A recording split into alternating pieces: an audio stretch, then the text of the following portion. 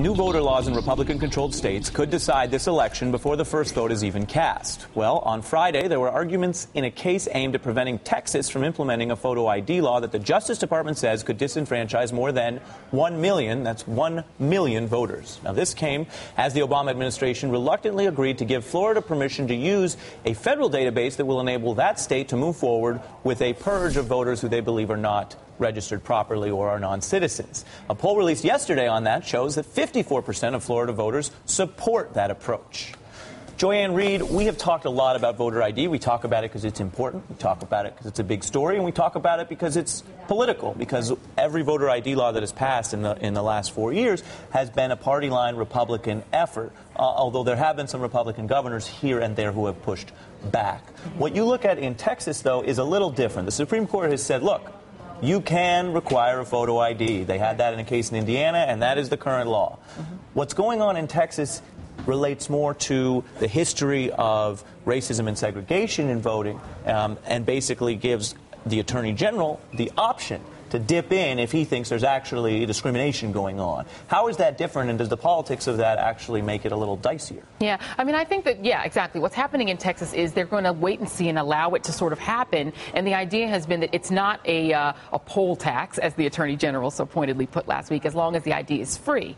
So, but if in the implementation of it, they're disproportionately challenging Hispanic voters, voters with Hispanic surnames, then you do get into an issue of historic discrimination where essentially the Republican Party sees the demographic cliff they're about to fall off of. They haven't been successful at attracting Hispanic and African-American voters, so let's just reduce the number of players on the other side of the field. That's the way Democrats see these laws. Well, I want to pick up on that and play you something from the Attorney General, because the law says the issue is racial discrimination, but the Attorney General has been going much broader and trying to show that whatever that may be and whatever they have to argue in court, to the public what he's saying is, look, this doesn't make sense and it sounds unfair.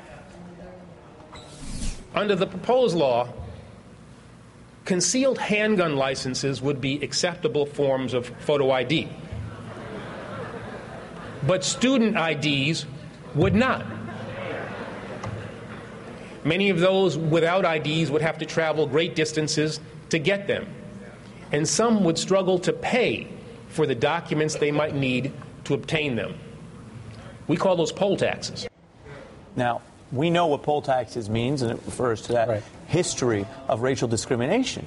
But what he doesn't up and say here, and what they have to say in court, is basically that under the Voting Rights Act's protection for minority voters, these type of identification requirements are impermissibly bound up with race. What is that argument going to do for them? It is bound up with race. The whole history of conservative politics invariably has involved making voting more difficult for people and putting up hassles. Sometimes it's just stopping you. Sometimes it's actually using violence or the threat of violence. But more often it's just throwing up roadblocks, making it difficult. You have to pay money, you have to use time, and they know the people who are going to be burdened by those requirements are going to be the more liberal voters. That's clearly what they're intending to do. And there's one other, this whole area of early voting, easy voting, that has become fashionable and useful to a lot of people in current years. That also is there's also a move by Republicans to limit that. Now, all this goes hand in hand. They want to make voting hard and inconvenient. Well, if we're used to voting on one day, which now that seems a little old-fashioned, Obama benefited in many states, especially now the battleground states, from early voting. And we're getting used to the idea now that there's not election day, it's election month. Elections really start almost a month early in a lot of jurisdictions. There's moves on to curb that, to make it harder to vote. And it is seen basically as incursions by Republicans to stop Democrats from voting, not the other way around. Right, and that's a key line. If you look in, say, Florida or Pennsylvania, big swing states, the margins there were narrow. I mean, Obama won Pennsylvania by about 600,000, and he won Florida by 204,000. And we've got estimates here from the people who study this stuff saying, in Pennsylvania, it could negatively impact over 750,000 residents who, according to these estimates, don't have the ID. There seems to be something fundamentally different here in the timing issues and the hurdles Right, and saying, well, maybe we don't want 6 weeks long elections. I mean, that might be an opinion that people have, right? In the same way that people criticize the Iowa caucus for being unrepresentative because it's actually only an hour, and 24 hours lets people with more job restrictions get in there and participate. But that seems different than what is being alleged in Texas, Nick, which is that you have a Hispanic population, you have a history of racial discrimination under the Voting Rights Act and the power that gives the Attorney General, and he's going in there and saying, this is the problem. I mean, isn't that really a finer point? And don't people have to deal with that? I mean, Mitt Romney went to the NAACP, and he talked about Obamacare, and it was good that he went, but he didn't deal with what his party is doing on these tough racial discrimination questions. I mean, it's one of these fairly arcane issues that is hard to describe and explain and argue about. And so you talk about I took too long, didn't I? I took too long. I got it. No, like a coded way, a symbolic way. And so when Eric Holder goes to the NAACP and says they are poll taxing you, that is an appeal to Democrats, to black Democrats especially, to say the things they are doing down there are things that you should care about. And it's also a message to Hispanic voters, I think.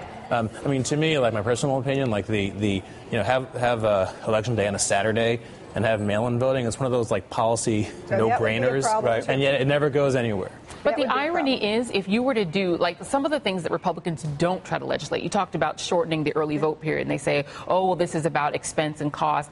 Yeah, but they took away the Sunday before, which was Souls to the Polls Sunday traditionally. They know that's going to hurt Democrats. The one way you've seen a fraud, to the extent there has been voter fraud, has been, number one, registration fraud, meaning registering to vote as someone you're not. That's not touched by voter ID laws, right? And absentee balloting, which is the most rife for fraud. If fraud's going to take place, it's going to be me going around and collecting a bunch of absentee ballots and filling them out myself.